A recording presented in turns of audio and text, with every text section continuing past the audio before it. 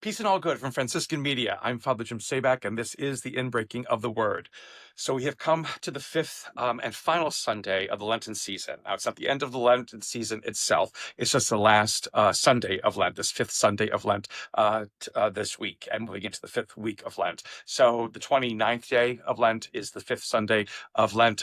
We still have got more days of Lent to go. Remember that Monday, Tuesday, and Wednesday of Holy Week are days of Lent, even though Palm Sunday is Palm Sunday. But that's the only kind of out day from the Lenten kind of a cycle. So technically, again, 6 weeks of Lent in total, if you count the 3 days that follow Ash Wednesday and then Monday, Tuesday, Wednesday of Holy Week, that comprise the Lenten cycle, not just 5 weeks. But altogether, counting from the first Sunday of Lent up to the actually not Holy Thursday, it's 40 days. So day 29 was the fifth Sunday of Lent. And the fifth Sunday of Lent in this cycle C of Luke is wonderful because basically it summarizes everything that these Sundays that have led us to this point, these other Sundays in Lent, have tried to emphasize again and again and again. And also, again, answering that second question, why should I believe? Or why should I continue to believe? Or why should I continue to believe in God, in Christ, in a community of faith, which calls itself church? Why? Well, here's the answer on this fifth Sunday of Lent. And it basically, the capsule of it is to say, leave the past behind. Because if you keep carrying over things again and again and again that are not good for you, that cause you to feel pain and doubt, that devalue yourself, that do not bring you dignity, that do not bring you self-worth, then they are no good for you. They will in the end destroy you. And so leave the past behind. And that's what we get beginning with Isaiah. And again, this wonderful reading again that should be part of the Advent season, but no, it's here in Lent again to show us the more that Lent is, the more that Lent has to be for us. Again, where God says through Isaiah the prophet, "See, I'm doing something new. Look at where I'm doing something new. See how I'm creating, a verdant valley out of the desert. See how I'm bringing back the exile. See how I'm bringing hope to people. See how I'm doing all of these wonderful things, and letting all of these things that were bad behind, forgetting all of them, letting them just go. Because again, if we keep bringing them on with us, if we keep carrying on with the same kinds of doubts and mistakes and keep thinking how guilt-ridden we are and how bad we are and whatever it is, we'll get nowhere. It's spinning in circles. It doesn't do anything good for us. The second reading is the Philippians. Basically, Paul says, everything else is lost except for my relationship with Christ. And because of that, I can be new. I can be a new creation. Possibilities abound for me. And openness to life and to this world abounds for me. There's nothing about penance in any of this. There's nothing about beating yourself up because of your brokenness and your pains and your mistakes. There's nothing in here about an offended God who wants to smite us and who wants basically us to deprive ourselves so that this God will not do these bad things to us. There's nothing in these readings about this. And then you come again to the great gospel today, which is not from Luke. It is from John, surprisingly. And again, is the woman caught in adultery. Now, a whole bunch of things are problematic with this gospel. Again, the first thing is that this woman has no name. Yeah, do not call her Magdalene. Do not call her Magdalene because she is not Magdalene, because Magdalene was not a prostitute. Again, it's like this whole thing that rose up in the Middle Ages about basically making sure that the Magdalene was the antithesis of Mary, that where Mary was pure, the Magdalene was dirty. It's ridiculous and stupid. And again, it devalues women. It constantly devalues women and devalues the role that Magdalene has.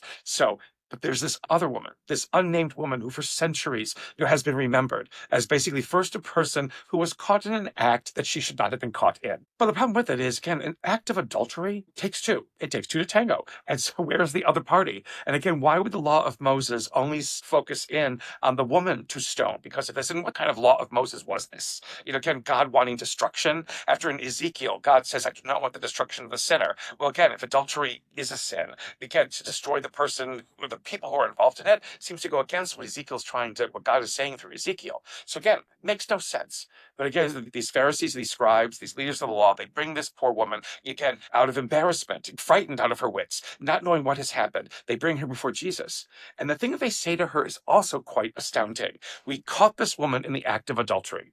Now, again, don't let your minds go too far with this, but it's a bit bizarre. A bunch of peeping Toms, all these leaders within Judaism, all these rulers of the law, these scholars of the law, whatever it is, were just going around to see what people were doing behind closed doors, in their own privacy. Although, again, it is bad. It was not good. It's not good to do adultery, all those kinds of things like that. But who are these guys coming around saying, this woman was caught in adultery? How did they know that? Again, they just took her, from the situation that she was in, leaving the man behind, again, if that's what happens, and throwing her in front of Jesus.